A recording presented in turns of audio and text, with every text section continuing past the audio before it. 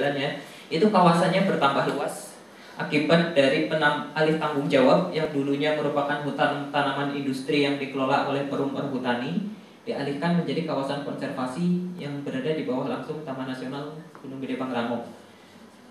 Hal ini membawa masalah tersendiri bagi Taman Nasional. Kenapa? Karena seperti kita tahu suatu kawasan itu seminimal mungkin ada aktivitas manusia. Namun kenyataannya di sekitar Gunung Gede, di sekitar Dusun Sarongge itu justru masyarakatnya itu masuk ke dalam hutan. Mereka itu mengolah lahan di dalam hutan. Karena selama ini pengolahan lahan ini sebenarnya pemberdayaan sendiri dari Perum Perhutani agar gimana caranya masyarakat tidak mengganggu tanaman mereka. Tapi hal ini sebenarnya tidak boleh terjadi ketika kawasan itu sudah berubah status menjadi kawasan konservasi.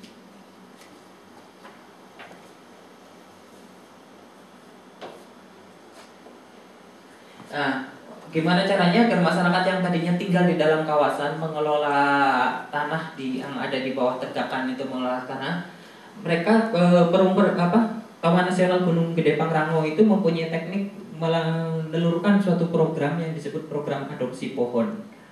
Program ini adalah program penanaman pohon pada lokasi tanaman nasional yang rusak sebagai bentuk rehabilitasi sebenarnya dari kawasan yang tadinya hanya monokultur dengan tanaman-tanaman endemik taman nasional menjadi menghutankan kembali, gampangnya gitu, menghutankan kembali kawasan HTI tadi. Dengan selain penghutanan kembali juga untuk meningkatkan kesadaran konservasi kepada masyarakat. Artinya masyarakat biar mereka sadar bahwa hutan ini perlu dilindungi, tidak hanya dieksploitasi. Serta caranya gimana dengan melibatkan petani sekitar masyarakat itu sendiri.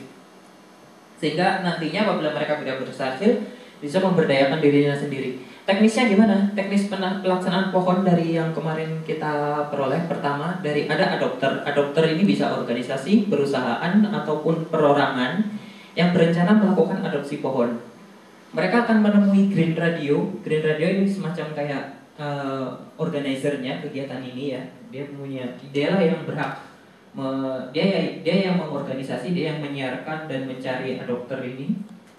Adopter ini membayar 108.000 untuk satu pohon selama 3 tahun. Untuk program adopsi selama 3 tahun. Dari 108.000 ini 50% nantinya digunakan untuk pemberdayaan kelompok tani, yang 15% untuk operasional dari mitra tadi Green Radio, sedangkan 35% untuk biaya penanaman dan biaya operasional dari biaya pemeliharaan dan sebagainya.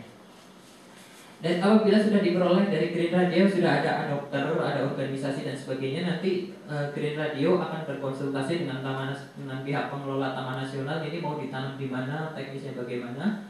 Selain itu Green Radio juga mencari kelompok tani yang akan diberdayakan, yang akan digunakan untuk penanaman. Dia akan setelah ada kesepakatan, sudah ketemu ini kelompok taninya, Taman Nasional sudah memberikan petunjuk ini ditanam di daerah ini yang rusak dan sebagainya, di koordinat ini